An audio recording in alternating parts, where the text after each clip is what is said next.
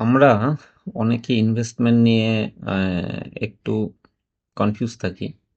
তো ফাইন্যান্সিয়ালি ব্যাপারটা একটু আলোচনা করব। এই ফাইন্যান্স জগতে 10 বছরের মতন কাটানোর পর আমার যেটা মনে হয় যে 100% লোকের একটা ইন্স্যুরেন্স থাকা দরকার। সেই ইন্স্যুরেন্সটা পারলে স্টক মার্কেটের সঙ্গে একটু রিলেটেড থাক, কিন্তু সাথে যেন তার একটা ইন্স্যুরেন্স ক্লেম হয়।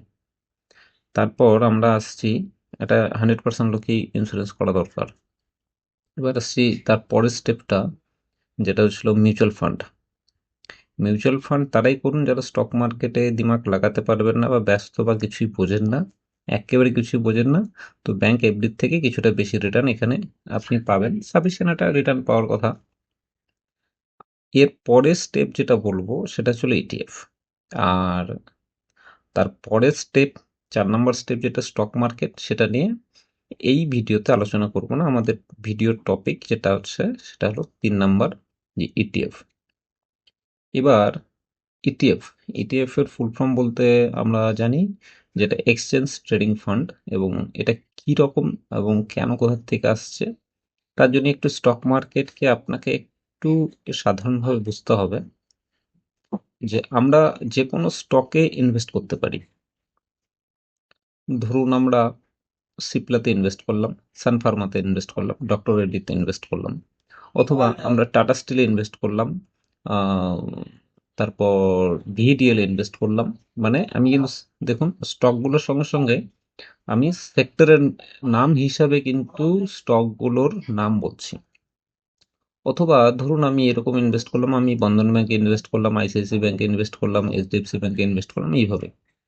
তো কারো কারো এরকমও মনে হতে পারে, যেমন ধরুন যে আমি 5টা যে কোনো স্টক নিচ্ছি, টাটা স্টিল, ভিডিএল, ন্যাশনাল অ্যালুমিনিয়াম। তো এরকম 4-5টা স্টক, যে স্টকগুলো মিলে প্রায় আমাদের, যদি প্রত্যেক মাসে ইনভেস্ট করি বা মনে হলো যে পুরো সব স্টকেই ইনভেস্ট করতে হবে, এই ক্ষেত্রে কি হয় যে আমাদের কিন্তু ক্যাপিটালটা খুব বেশি লাগে। এবং আপনি এটাও ক্যালকুলেশন করতে পারবেন না যে অ্যাভারেজ কি করে করব। অ্যাভারেজ মানে এখানেও 100 টাকা, এখানেও 100 টাকা, এখানেও 100 টাকা, মানে 5টা শেয়ারে যেন 100 টাকা করেই হয়। কিন্তু এটা কি হয় যে মার্কেটের ভোলাটিলিটি, মুভমেন্ট, প্রফিট, অনেক কিছু ফান্ডামেন্টাল অ্যানালাইসিস করে সেটাকে অ্যাভারেজ করতে হয়। এইটা না যে 100 টাকা মানে 100 টাকায় আপনি ইনভেস্ট করলেন। কোনো কোনো স্টকের মধ্যে 150 টাকাও ইনভেস্টমেন্টের যে রেশিওটা, আবার কোনো স্টকে 75 টাকা ইনভেস্টমেন্ট রেশিওটা সেম দাঁড়ায়। 150 টাকায় যে প্রফিটটা পাবেন, 75 টাকাও সেই প্রফিটটা পাবেন। এটা হতে পারে বা কম বেশিও হয়। তো এটাকে মানে ম্যানেজ করা, এটা একটু ডিফিকাল্ট হয়ে যায়। তারপর আপনারা যা স্টক মার্কেটে জানেন, আপনারা কিন্তু স্টক মার্কেট সম্বন্ধে যারা মোটামুটি 2 বছর যারা হয়েছে, তারা জানেন যে আমরা কিন্তু যে কোনো ইন্ডেক্স, ব্যাংক নিফটি, নিফটি, আহ, তারপরে ফিন নিফটি, এদের আমরা অপশন বাই সেল করি, পুট কল দিনভর করি। আর তারপর ফিউচারে করতে পারি। কিন্তু এইগুলো কিন্তু আমরা হোল্ডিং করতে পারবো না 5 বছর, 4 বছর বা 6 মাস। ম্যাক্স টু ম্যাক্স 3 মাস হোল্ডিং করতে পারি। তাহলে পরে যদি 6 মাসে আমাদের নিফটি ধরুন 30% উপরে যাবে, এরকম একটা প্রেডিকশন এলো, তাহলে পরে এই 6 মাসের আমরা কি করে করব? এরপরেও আরো একটা ম্যাজিক রয়েছে, আরো একটা গল্প রয়েছে। তো এই ক্ষেত্রে আমরা ইটিএফ এর উপরে ফোকাসটা করি। তাছাড়াও আবার দেখুন যে গোল্ড, আপনি 10 টাকার গোল্ড তো বাই করতে পারবেন না দোকানে গিয়ে, বা 100 টাকা মনে হলো গোল্ড বাই, যার যেমন ক্যাপাসিটি, কেউ 10,000, 5,000, বা রাত্রিবেলা মনে হলো বা যখন তখন, আপনি তো গোল্ড বাই করতে পারবেন না। গোল্ড বাই করার জন্য আপনাকে মার্কেটে যেতে হবে। তো এই গোল্ডও আপনি যখন তখন বাই করতে পারেন মোবাইল দিয়ে। তো এটার নাম, এটাও আপনার ইটিএফ এর মধ্যে আসে। ইটিএফ মানে হচ্ছিল সিম্পল কথা, এক্সচেঞ্জ ট্রেডিং ফান্ড। এক্সচেঞ্জ যে ফান্ড তৈরি করে, যেমন নিফটি, ব্যাংক নিফটি, ফিন নিফটি, মিড ক্যাপ নিফটি, তারপর Nifty capital Nifty, metal Nifty, oil, এইসব যে ফান্ডগুলো রয়েছে, ইন্ডেক্স রয়েছে, তার মধ্যে কিন্তু আমরা লং টাইম ইনভেস্ট করতে পারি না, সেই ইনভেস্টমেন্টটাই আমরা যদি করতে চাই তাহলে ইটিএফ এর মাধ্যমে করতে হবে। ইটিএফ এরকমও রয়েছে উম, যে ইন্ডেক্সের এমন কিছু ইন্ডেক্স রয়েছে যে মার্কেট যখন উপরে যাচ্ছে তখন খুব, মানে আলফা ইন্ডেক্স, মার্কেট খুব পজিটিভলি মুভ করবে, কিন্তু মার্কেট যখন ফল করবে তখন কিন্তু সেই ইটিএফটা অতটা মুভ করবে না।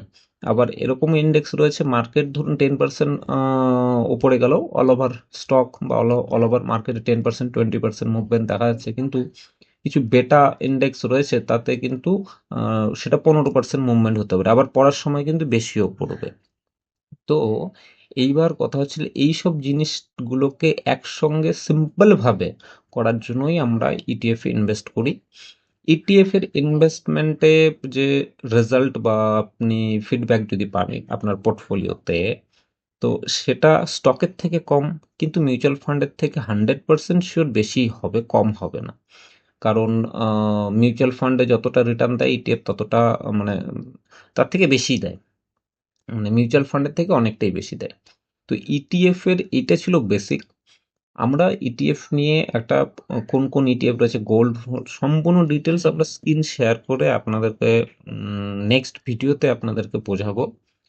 নিপন ইন্ডিয়া বলতে একটা কোম্পানি রয়েছে, আরও অনেকগুলো বিভিন্ন ব্যাংকের ইটিএফ রয়েছে।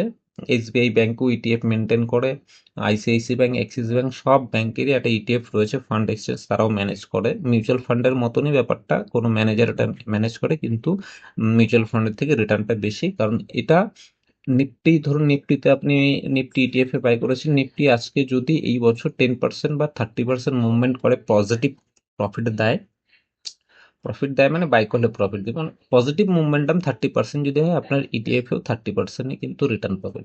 মিউচুয়াল ফান্ডে হতে পারে সেটা 15% বা 20%। আর এটা যখন তখন বাই করতে পারবেন, কোনো কন্ডিশন নেই, যেমন খুশি নিজেদের ট্রেডিং অ্যাকাউন্টের মাধ্যমে বাই করতে হবে।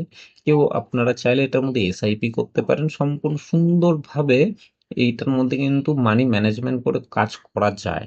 এবার ব্যাপার হচ্ছে আপনারা সেটা কিভাবে করবেন, সেটা কিন্তু সবার পার্সোনাল একটা ব্যাপার থাকে। তো আমরা এটার কি কি ইন্ডেক্সের কি কি ইটিএফ রয়েছে সবগুলো আমরা সুন্দর করে সাজিয়ে দিয়েছি। আমরা মানে পিডিএফ একটা তৈরি করে রেখেছি, আপনাদের সঙ্গে শেয়ার করব, স্ক্রিন শেয়ার করে আপনাদের নেক্সট ভিডিওতে আপনার সম্পূর্ণ ডিটেলসের সঙ্গে আপনাদের বলে দেওয়া হবে। তো নেক্সট ভিডিওর জন্য একটু অপেক্ষা করুন, আহ, দু একদিনের মধ্যে সেই ভিডিওটা আপনাদের সঙ্গে শেয়ার করব।